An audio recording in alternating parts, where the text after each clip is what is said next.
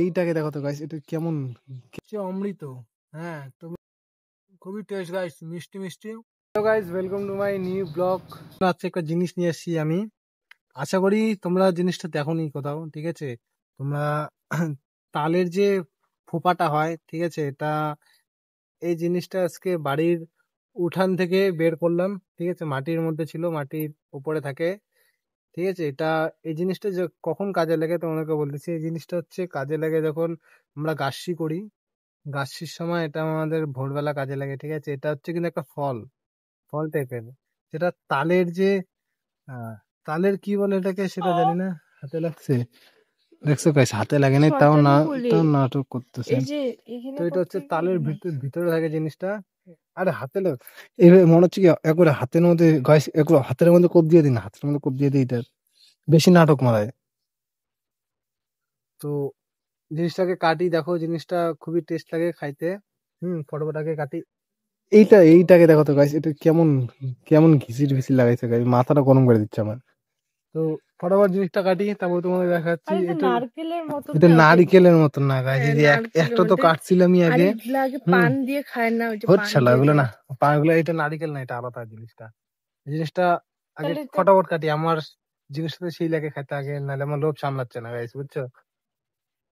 জিনিসটা আগে কাটি, তোমরা দেখো জিনিসটা ভালো করে ধরো, যাতে এটা প্রথমে জিনিসটাকে কাটি, ঠিক আছে? এটা তো কাঠের মধ্যে নিয়েছি, নাহলে পাকার মধ্যে লাগলে দা নষ্ট হয়ে যাবে গা। দাঁড়াও, জিনিসটা কিন্তু খুবই শক্ত, হ্যাঁ। জিনিসটা ভিডিওটা এরকম এরকম করে দেখো। দাঁড়াও, জিনিসটা খুবই শক্ত,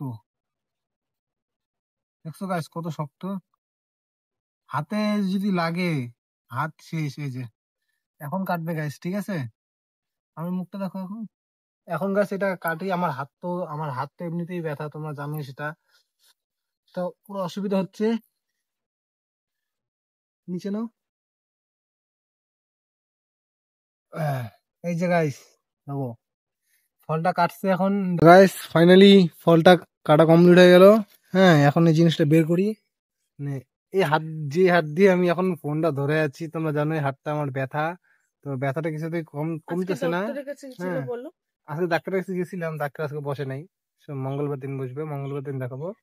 তো ডাক্তার তো পরে দেখাবো, আগে এই তালের যে ফোঁপাটা হয়, শীষটা, এটাকে খাই আমি, ঠিক আছে? এটাকে দাঁটা দিয়ে বের করি জিনিসটা। ধরো, প্রথমে এই জিনিসটা বের করে নিই। এই যে guys, একটু আগে নিয়ে এসে দেখাও এটা। এই যে দেখো, এটা হচ্ছে দা দিয়ে এরকম করে বের করতে লাগে, হ্যাঁ। এই যে গাইস, এই যে মাখন, অমৃত অমৃত গাইস, এটা হচ্ছে অমৃত। হ্যাঁ, তোমরা কে কে খাইছো আমাকে অবশ্যই কমেন্টে বলবা, ঠিক আছে? জিনিসটা খুবই টেস্ট। তো আগে জিনিসটা খাই আমি। উম খুবই টেস্ট গাইস, মিষ্টি মিষ্টি। আমার বউকে তো দিব না, পাজি। জিনিসটা খুবই স্বাদ। আর একটা আছে, এটা বের করে খাইনি। গাইস, হ্যাঁ হ্যাঁ গাইস, ভেঙে গেল জিনিসটা, দেখছো? নোংরা টোংরা থাকে, তাও কোনো ব্যাপার না।